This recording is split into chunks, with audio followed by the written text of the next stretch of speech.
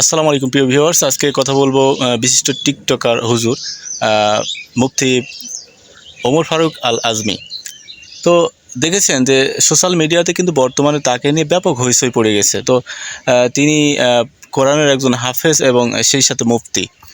তো তিনি কিন্তু তার ওয়াজ অঙ্গনে বা বাংলাদেশের সোশ্যাল মিডিয়াতে কিন্তু ব্যাপক ভাইরাল এবং পরিচিত একটা মুখ। তো সম্প্রতি তিনি তার বেশভূষা কিন্তু পরিবর্তন করেছেন। তিনি তার চুল কালার করে পাঞ্জাবি খুলে এখন জামা পরা ধরছেন এবং তিনি কিন্তু দাবি করছেন যে তিনি এখন আর ওই ওয়াজ মাহফিলে আর থাকবেন না বা ওয়াজ মাহফিল করবেন না। এখন তিনি সিনেমার জগতে যাবেন। তো তার এই কথাটা শুনে কিন্তু যারা তাকে চেনেন, যারা তার ওয়াজ শুনেছেন, যারা তার ভক্ত, তারা কিন্তু ব্যাপক হতাশ হয়েছেন। তো হঠাৎ তার কেন এই পরিবর্তন? বা তিনি একজন আলেম মানুষ, তিনি মানুষকে আল্লাহর পথে ডাকতেন, তিনি মানুষকে সচেতন করতেন যেন মানুষ জাহান্নামে না যান। তো হঠাৎ কেন তার এই পরিবর্তন? এই বিষয়টাকে নিয়ে কিন্তু সারা বাংলাদেশের যারা একটু ধর্মীয় বিষয়ে জ্ঞান রাখেন, যারা তাকে চেনেন, তাদের মনে কিন্তু মানে বিভিন্ন ধরনের কৌতূহল জেগেছে এবং দেখেছেন যে বিভিন্ন মিডিয়া কিন্তু তার এই বক্তব্য কিন্তু কাভারেজ করেছেন এবং তার কাছে বিভিন্ন ধরনের প্রশ্ন কিন্তু তারা করেছেন এবং তার যথাযোগ্য উত্তরও কিন্তু তিনি মানে পেয়েছেন। তো কেন তার এই আমূল পরিবর্তন? তিনি মানুষকে দিনদারিতা না শিখিয়ে বরঞ্চ নিজেই কিন্তু সেই দিনদারিতা থেকে ছুটে গেছেন কেন?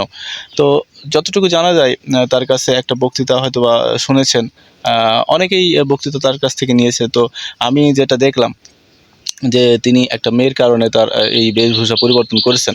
তো দেখেন, আমাদের বাংলাদেশে যেসব আলেম, তারা কিন্তু মানুষকে দিনের পথে দাওয়াত দেন। খারাপ পথ থেকে যেন মানুষ সরে আসে, ভালো পথে যেন চলে, আল্লাহর কথা মতো আল্লাহর মনোনীত পথে যেন চলে, সেই বিষয়টাকে সচেতন করার জন্যই কিন্তু আমাদের দেশের আলেমগণ কোরআনের কথা বা হাদিসের কথা আমাদের শুনিয়ে থাকেন। তো তিনি স্বয়ং একজন ইমাম বা একজন দিনের দায়ী হয়ে হঠাৎ তারই কেন এই পরিবর্তন? তো তিনি কিন্তু বলেছেন মিডিয়ার মাধ্যমে বা মিডিয়ার সামনে বলেছেন যে তিনি কোনো একটা মেয়ের কারণে তার এই আমূল পরিবর্তন নাকি এসেছে। তো তিনি এখন মনস্থির করেছেন তিনি সিনেমাতে কাজ করবেন এবং তার এটাই নাকি সামনের মিশন।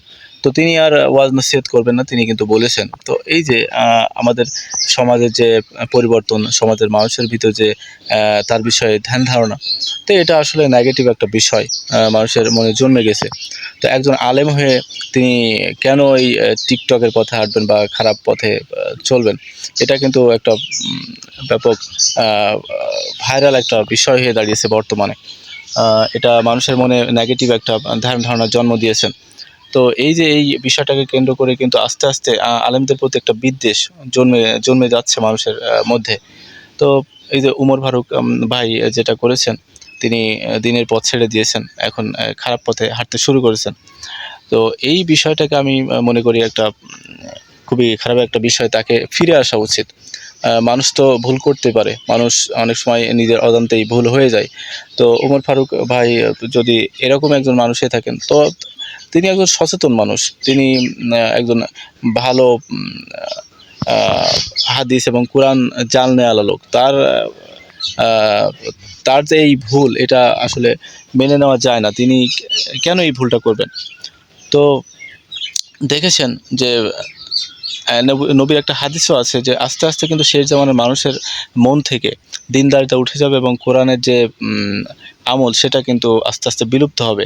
মানুষের বিবেক বুদ্ধি সেটা কিন্তু বিলুপ্ত হবে। তো দেখছেন যে বর্তমানে কিন্তু তার বিভিন্ন নজির পাওয়া যাচ্ছে। তো এই যে উমর ফারুক ভাইয়ের এই বিষয়টা, এটা কিন্তু শুনে বা দেখে আমার কাছে খুবই খারাপ লেগেছে যে তিনি একজন আলেম মানুষ, তিনি হঠাৎ কেন এই বেশভূষা তার?